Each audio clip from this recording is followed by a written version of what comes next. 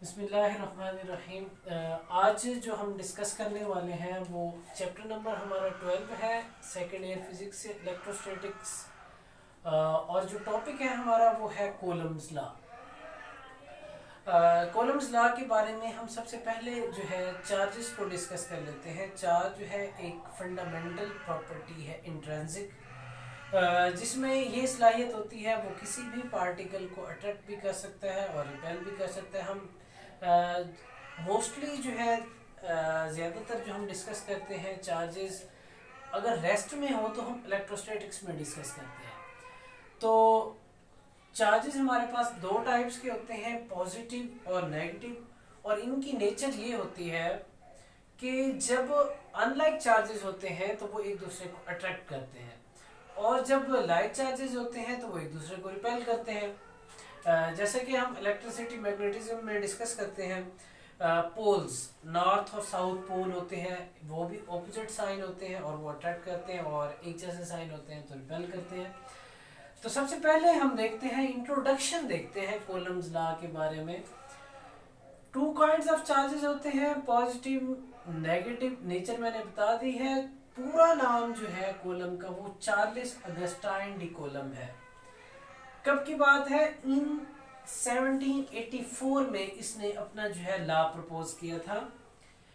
ये लॉ हमें क्या बताता है? Estimate the force of attraction और repulsion between two point charges. और ये उसने एक एक्सपेरिमेंट किया था। वो किसके साथ किया था फोर्स को एस्टिमेट करने के लिए? टॉर्शन बैलेंस के साथ इसने किया था। तो इसके इंट्रोडक्शन के बाद हम इसकी स्टेटमेंट देखते हैं। The force between two point charge. Point charge क्या है? पॉइंट चार्ज का साइज इतना छोटा होता है, अगर दो चार्जेस के दरमियान डिस्टेंस है, उस डिस्टेंस से भी इसका जो साइज होता है वो छोटा होता है, और उसको हम क्या कहते हैं? Point charge. ये कोलम्स लॉ की लिमिटेशन में हम डिस्कस करेंगे। The force between two point charges is directly proportional to the product. Product कौन से हैं? जो दो charges हैं। The product of the magnitude, उनका magnitude लेंगे, magnitude of charges and inversely proportional. Inversely proportional means अगर charges की जो मिकदार बढ़ रही है तो दूसरा distance means जो हम दूसरा डिस्कस करेंगे, to the product of the magnitude of charge and inversely proportional to the square of distance between them. means Coulomb's law जो है इनवर्स स्क्वायर लॉ को भी ओबे करता है। तो हमारे पास Q1 चार्ज है, Q2 है। Q1 पे जो फोर्स लग रही है हमारे पास वो F12 है, और Q2 पे 21 है। एक जैसे चार्जेस हैं, एक जैसे चार्जेस वो एक दूसरे को रिपेल करते हैं। ये नेचर ऑफ चार्जेस है कि अनलाइक जो लाइक चार्जेस है वो रिपेल करते हैं, और जो लाइक चार्जेस है वो अट्रैक्ट करते हैं। इन दोनों के दरमियान जो डिस्टेंस है, फासला है, वो r है। अब यहाँ पे हमने लिया है f डायरेक्टली प्रोपोर्शनल है Q1 Q2, मींस f बढ़ेगा तो मैग्नीट्यूड ऑफ चार्जेस भी बढ़ेंगे, f बढ़ेगा तो r कम होगा। इनवर्स स्क्वायर लॉ है ये। डिफरेंट फोर्सेस के लिए आर की जो पावर है वो डिफरेंट हो जाती है। जैसा कि न्यूक्लियर फोर्स है, और दूसरी फोर्सेस होती हैं, जैसे कि हम क्वार्ट पोल को डिस्कस करते हैं, वो आर की 4 आ जाती है। इसी तरह डिफरेंट वैल्यूज होती हैं फोर्सेस के लिहाज से। इन दोनों इक्वेशन को हम कंबाइन करते हैं। जब कंबाइन करते हैं तो एफ डायरेक्टली प्रोपोर्शनल है Q1 Q2 over are square. ये जो दरमियान में हमारे पास साइन है, प्रोपोर्शनलिटी कॉन्स्ट, इसको खत्म करेंगे, प्रोपोर्शनल कांस्टेंट आ जाता है जो हमारे पास K is coulombs constant. Different जो अब आपके पास फोर्सेस होती हैं उनके लिए डिफरेंट कांस्टेंट रखे जाते हैं। Coulombs constant. अब K की वैल्यू डिपेंड किस पे करती है? K की वैल्यू सबसे पहले तो सिस्टम ऑफ यूनिट्स पे डिपेंड करती है, और nature of medium. Means medium के साथ साथ जो K की वैल्यू है वो भी चेंज होती रहती है। कुछ कांस्टेंट होते हैं यूनिवर्सल कांस्टेंट, जैसे कि हम बात करते हैं G gravitational constant, capital G, उसकी वैल्यू फिक्स है, और इसी तरह यूनिवर्सल गैस कांस्टेंट है, आर की वैल्यू, उसकी वैल्यू भी फिक्स है।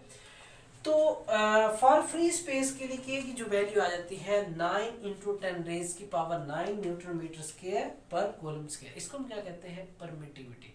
परमिटिविटी फॉर फ्री स्पेस के इज इक्वल टू 1/4πε0। इनकी यूनिट्स अभी लिखनी है, इसके बाद जो है हम इनकी डायमेंशन भी कैलकुलेट करेंगे और यूनिट भी देखेंगे। Coulomb force in free space F is equal to 1/4πε0। ये के की वैल्यू हमने पुट कर दी है, और ये हमारे पास electrostatic force in free space. Electrostatic force उसको हम कूलम फोर्स भी कहते हैं। Electrostatic force is a mutual force, वो म्यूचुअल फोर्स है। फॉर एग्जांपल ये मैंने दो चार्जेस लिए, Q1 फोर्स एक्सर्ट कर रहा है Q2 पे, 1 2, 1 किस पे एक्सर्ट कर रहा है फोर्स, 2 पे। इसी तरह 2 फोर्स एक्सर्ट कर रहा है 1 पे। तो इसके लिहाज से हम जो कहते हैं कि कूलम फोर्स जो है, coulomb force is a mutual force. इसके बाद हम ये देखते हैं कि जो म्यूचुअल फोर्स है मींस कूलम फोर्स जो है, उसकी वेक्टर फॉर्म क्या है, हम उसको कैसे प्रूव करते हैं। ये प्रूव करना है आपने कि क्या कूलम फोर्स एनालॉगी है Newton third law of motion की, क्या वो मैनिफेस्टेशन करता है। F12 is equal to 1/4πε0 Q1 Q2 over R square. R12 क्या है, ये डायरेक्शन बता रहा है फोर्सेस की, यूनिट वेक्टर है। इसी तरह 2 1 की हमने वैल्यू ले ली है। हम सपोज करते हैं जैसा कि Newton third law of motion बताता है कि ये दो फोर्सेस हैं तो सेम, लेकिन ऑपोजिट साइन है, हर एक्शन का एक रिएक्शन होता है। इसी तरह ये मैंने वैल्यू लिख ली है। अब यहाँ पे आपके पास ये वैल्यू है ना, अगर मैं इसकी जगह ये पुट कर दूं तो इस इक्वेशन पे कोई फर्क नहीं पड़ता। तो मैंने ये इक्वेशन लिख ली है, नेगेटिव यहाँ पे आ गया। अब ये पूरी जो वैल्यू है हमारे पास, ये वाली R भी साथ है, इस पूरी वैल्यू को हम 2 1 भी लिख सकते हैं, 2 1 लिख लिए। तो ये हमारे पास यहाँ से प्रूव हो गया है कि वेक्टर फॉर्म से कि जो हमारे पास कूलम फोर्स है, coulomb force electrostatic force is the analogy of Newton third law of motion. ये नेगेटिव साइन क्या बता रहा है, जब नेगेटिव साइन होता है तो फोर्स अट्रैक्टिव होती है, और जब पॉजिटिव साइन होता है तो फोर्स रिपल्सिव होती है। रिपल्सिव फोर्सेस होती हैं चार्जेस के दरमियान।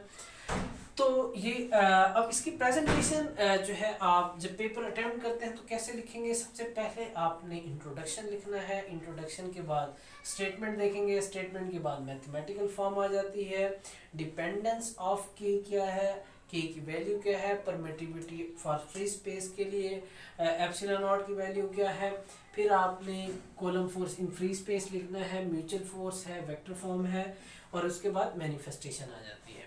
इसके बाद जो हम देखते हैं कि कूलम फोर्स जो है यूनिट्स ऑफ के,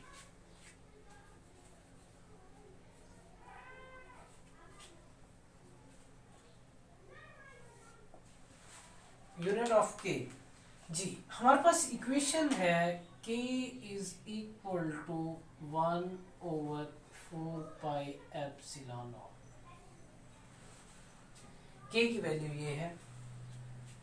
अब f is equal to k Q1 Q2 over R square.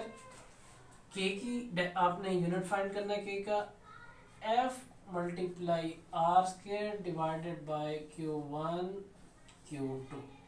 F का यूनिट न्यूटन है, R का यूनिट मीटर स्क्वायर है, Q का यूनिट कूलम स्क्वायर हो जाएगा। तो K का जो यूनिट बनता है वो हमारे पास बनता है newton metre square coulomb square. ये हमारे पास K का यूनिट बनता है। यूनिट के बाद हम इसकी डायमेंशन भी निकालेंगे कि डायमेंशन कैसे आती है इसकी। ये हमारे पास जो है K का यूनिट आ गया। अब इसके बाद एप्सिलॉन नॉट का जो है वो यूनिट कैसे निकालेंगे? एप्सिलॉन नॉट जो है वो हमारे पास के इनवर्स आ रहा है, means k is equal to 1/4 pi epsilon naught, ये है ना। तो इसको आप उल्टा दें, मींस रिवर्स लिख लें, k is equal to 1/4 pi epsilon naught. Epsilon naught को आप यहाँ पे लें, क्योंकि ये कांस्टेंट है कि कांस्टेंट का यूनिट नहीं होता, तो मींस हम सिर्फ 1/k लिख लेते हैं और साथ में 4 पाई लिख लेते हैं, और 4 पाई का तो यूनिट नहीं होगा, और इसको आप रिवर्स कर लें। एप्सिलॉन नॉट का जो यूनिट आ जाता है आपके पास वो आता है न्यूटन इनवर्स मीटर-2 कूलम स्क्वायर। ठीक है जी, ये हमारे पास यूनिट आ जाता है इसका। अब इसकी डायमेंशन कैसे निकालेंगे? डायमेंशन देखते हैं हम के की।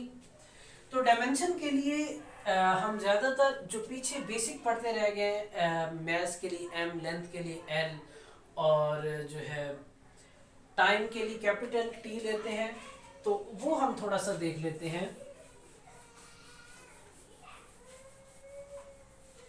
जी, तो न्यूटन है, मींस न्यूटन के लिए आप लिखते हैं mL/t-2।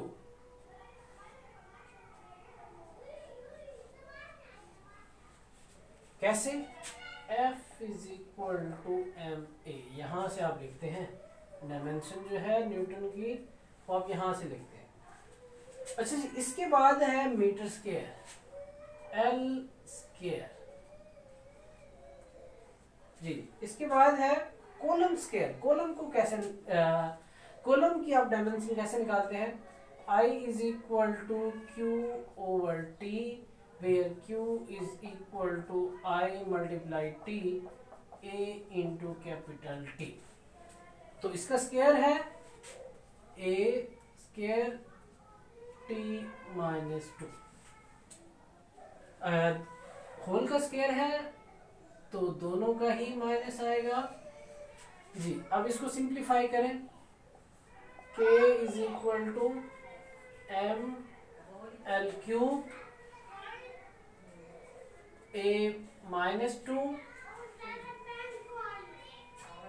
और इसके बाद T-4 आ गया K की डायमेंशन।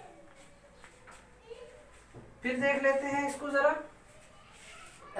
फोर्स की डायमेंशन आ गई है, मीटर की आ गई है, L स्क्वायर, कॉलम की आ गई है A-2 T-2। इसको सिंप्लीफाई करें, mL³ A-2 T-4। ठीक है जी।